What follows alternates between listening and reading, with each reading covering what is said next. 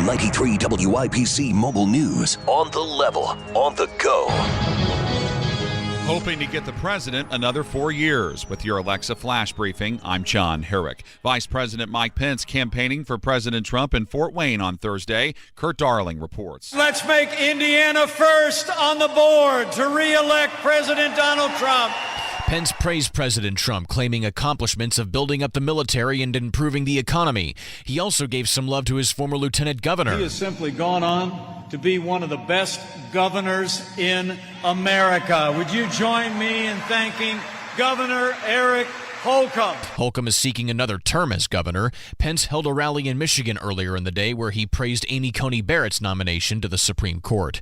Kurt Darling, 93 WIBC Mobile News. Pence is in Indianapolis now, where he will cast his early ballot this morning around 8 o'clock. Pence and Trump both want Judge Amy Coney Barrett to be confirmed to the Supreme Court. If she is, how will her absence on the 7th Circuit affect Hoosiers? Shyla Kabalan reports. The answer?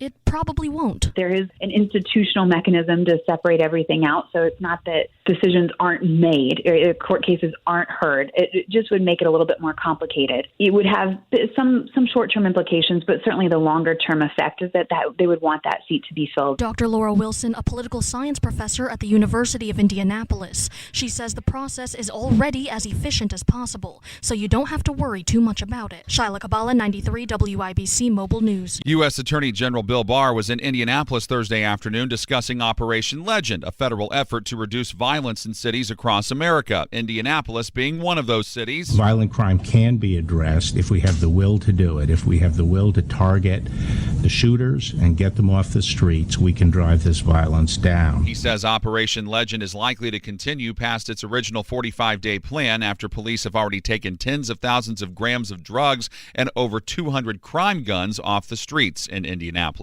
If you need a ride to the polls on Election Day, Indigo has you covered. Donnie Burgess reports. Indigo has announced its plan to offer free bus rides for Hoosiers looking to vote on Election Day.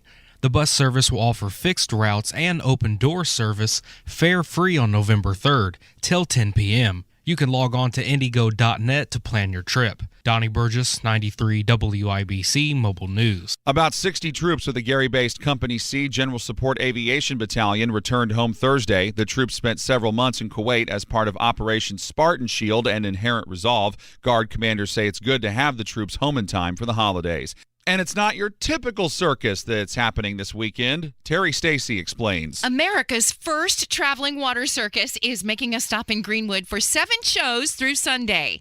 We have a 35,000-gallon water stage, which is the only one here in the United States. And we have jugglers, clowns, wheel of death, aerialists, contortionists. It's a complete unique show, something that you've never seen before, but we still have that traditional circus side to it as well. The location? Greenwood Park Mall. Abby Lawley says get your tickets at cirqueitalia.com. They start at $10. Terry Stacy, WIBC Mobile News. WIBC's flash briefings are updated throughout the day, so you can always check for the latest local news. You can also rejoin us in the car at 93.1 FM to stay on top of the latest traffic alerts, weather, and news. I'm John Herrick, on the level, on the go, and on Twitter at 93 WIBC and WIBC.com.